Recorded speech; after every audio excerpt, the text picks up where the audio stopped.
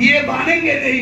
एक भी एम्प्लॉय अगर बीआरएस लेता है, अगर उसका चार्ज नहीं होगा तो हम लोग देख लेंगे, उसी हिसाब से एक एम्प्लॉय अगर प्रॉब्लम में है तो उसका प्रॉब्लम सोल्यूशन के लिए हम लोग एकजुट है, हम लोग यूनाइटेड है। जो हम लोग के दादा लोग बोल के गया, यूनाइटेड है हम लोग तभी संभव है। ये माया जाल में मत फंसिए, दो हिस्सों में मत बटिए, एक हिस्सा बनाइए। आने वाले कल में गवर्नमेंट बोलेगा हम तो दिए थे भाई पेंशन का आप लोगों का सुविधा, लेकिन नए पीढ़ी को एनपीएस ज्यादा पसंद आया, यूपीएस या फिर पेंशन ज्यादा पसंद नहीं आया, इसीलिए ओपीएस के कफन में चले जाएंगे ओपीएस के बारे में बात, और इतना दिन का जो संग्राम सब विफल हो जाएगा। तो जितना मिल रहा है उसको अपने झोली में डालो और आंदोलन करते रहो। आंदोलन नहीं करोगे, जिंदगी में जितना दिन जिंदा हो उतना दिन आंदोलन ही है। जिंदगी का और एक नाम ही है आंदोलन। आंदोलन नहीं करोगे तो दबोच लिए जाओगे। जैसे कि आपका जो जमालपुर वर्कशॉप, हर एक वर्कशॉप का स्थिति है, एक दिन भी आप विदाउट फाइन कि आप रजिस्टर कर सकते हो कहीं पे भी नहीं कर सकते हो। ऐसे ये हम लोग का यूपीएस में जो एम्बिग्यूटीज है हम वादा करते हैं। जैसे अभिषेक जी ने हमको बोले कि भाई वो जो एम्बिग्यूटीज यहाँ से पॉइंट आउट हुआ है तो यही से शुरू होगा, यही से वो हो जाएगा। लेकिन यहाँ पे एक लेकिन बड़ा चीज है जो हमको यूपीएस का पहला पन्ना में समझ में आ गया। मेरा इंडिया अभी 4th लार्जेस्ट इकोनॉमिकल कंट्री है। जो कंट्री सब जगह से जो सब्सिडी है उसको उठा रही है, सब सब्सिडी उठा दे रहे हैं। जो यहाँ तक कि जान देने वाली कैंसर के बीमारी का सब्सिडी भी उठा ली है। वो जानलेवा वाला जो बीमारी है उसका दवाई सब्सिडी उठा लिया है। यहाँ तक कि गैस का सब्सिडी पहले 400 रुपए के ऊपर मिलता था, अब तक कितना है 10-20 रुपए कुछ है। तो सब कुछ ले लेगा और देश को महान बनाएगा दूसरे के उम्र में, लेकिन पीढ़ी को मार देगा। पीढ़ी को बचाना है तो जो गारंटेड जो एश्योर्ड है उसके साथ जुड़ा रहिए, ना कि अनिश्चित में। अभी 18 से 28 महीने में कम्युनिटी जो फंड है उसका जो नैब है वो नीचे चल रहा है। मतलब जो 5-10 लाख रुपए का जो रिस्क लिया था लाइफ में उसका बहुत कम रेशियो में चल रहा है। इसके बारे में हम ज्यादा नहीं बताएंगे, थोड़ा बताएंगे। जो नेट एसेट वैल्यू है अभी गवर्नमेंट इसको मैनिपुलेट कर रहा है, जबकि इसको कितना पैसा आपको देना है ऐसे प्रॉफिट, ये गवर्नमेंट के हाथ में है। आपको जो कुछ भी है आप एक बिल को लेके जाइए, सुप्रीम कोर्ट लेके हाई कोर्ट तक पूरा गवर्नमेंट के हाथ में मैनिपुलेशन का हाथ चला गया है।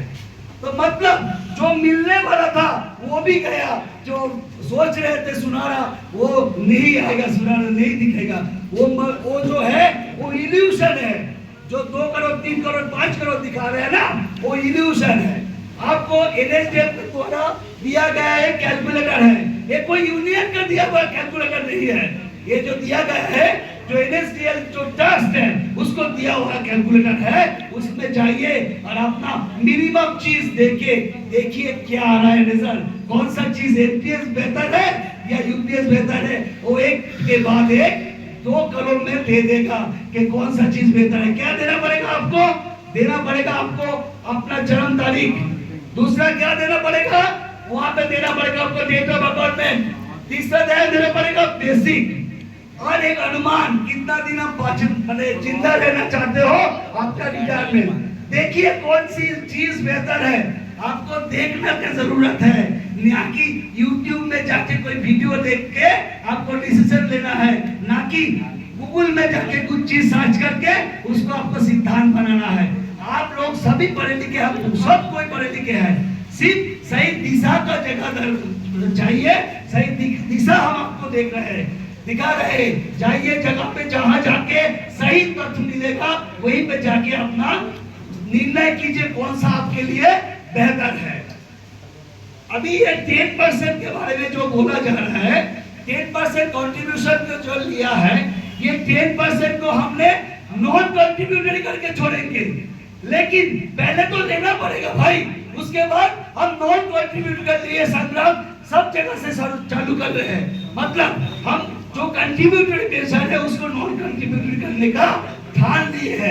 इसके लिए अगर आने वाला काल में अगर फिर भी रामलीला मैदान भरना पड़े, हम लोग भाई जाके भरेंगे ना, भरेंगे।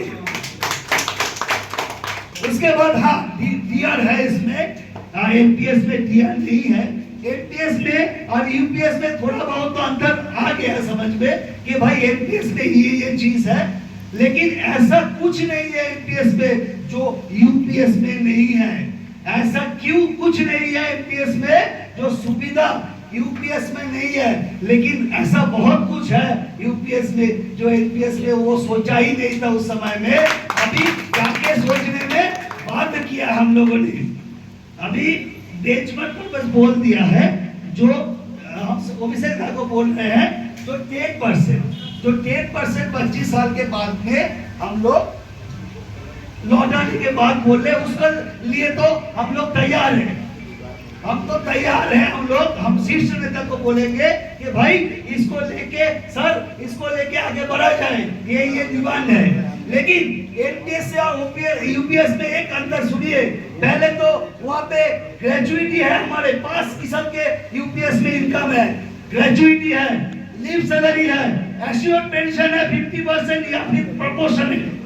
उसके बाद है आपका जो बोला गया है आईसी, अगर इसी से ग्रेजुएट होगा 8 शेड्यूल के अंतर्गत तो वो हम लोगों को डायरेक्ट मिलेगा, किसी भी तरह का कोई समस्या नहीं होगा। और lump sum at the time of retirement lump sum, ये सब कुछ ग्रेजुएटी और लीव सैलरी को छोड़ के एनपीएस में कुछ नहीं है, एनपीएस में कुछ नहीं है। और अभी बोला गया है जो सुधार होगा वो यूपीएस में होगा, कोई सुविधा एमपीएस में सुधार नहीं होने वाला है आगे वाला काल में। तो ये चीज हम यहाँ पे बताना चाहते हैं। अच्छा, पूल कॉर्पस क्या है? पूल कॉर्पस जो है, पूल कॉर्पस एक तो सेफ्टी मानी है गवर्नमेंट के लिए। गवर्नमेंट डर रहा है, पहले तो 14% को लेकर 4.5% और बढ़ाया, 18.5% किए, लेकिन फिर भी गवर्नमेंट के जहन में डर है। अगर अंदर से कोई लोन नहीं लेता है, अगर कोई भी सब सही करता है, सब कंट्रीब्यूशन सही करता है, क्या हम लोग 50% एश्योर दे पाएंगे? इसीलिए 8.5% पहले ही छुपा दिया। वो लोग करेगा। इसीलिए अगर सब ठीक रहने से आपका 50% नेट एसेट वैल्यू के ऊपर नहीं होता है तो pool corpus will be your shield to protect your money, to give 50% payout।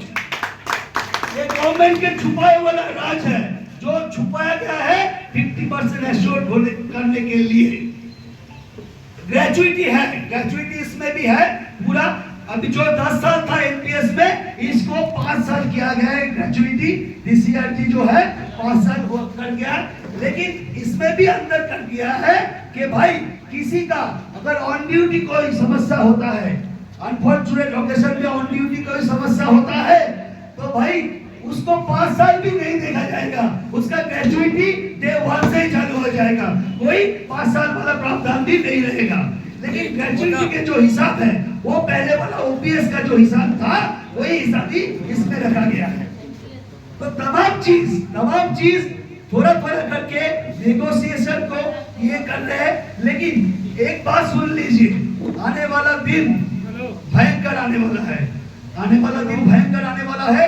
Officer लोगों को बड़ौदा और बहुत सारा ट्रेनिंग सेंटर में, वो जो लखनऊ वाला ट्रेनिंग सेंटर में जाके ये सहज पाठ किया जा रहा है, how to handle union delegates, how to destroy their motivation. ये नया पाठ पढ़ाया जा रहा है।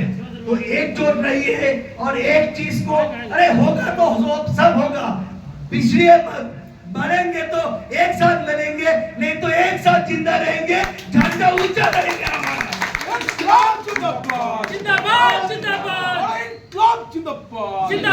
जिंदाबाद। अगर ओपीएस दादा ने हम लोगों के लिए नहीं सोचते हो तो ओपीएस बात चुके थे भाई। वो अगर रामलीला मैदान में अपना सुविधा देखते तो हम क्या यूपीएस ला पाते? तो उड़ेंगे एक साथ, सपना एक ही साथ देखेंगे, और जो सपना हासिल करने के लिए छलांग मारे हैं एक साथ ही दबोचेंगे भाई। इसके साथ मैं समाप्त करता हूँ मेरा मुखातर, और सभी को मेरा विप्लवी अभिनंदन। इंकलाब जिंदाबाद, जिंदाबाद जिंदाबाद, जिंदाबाद, जिंदाबाद जिंदाबाद, ये जिंदाबाद। जिंदाबाद जिंदाबाद।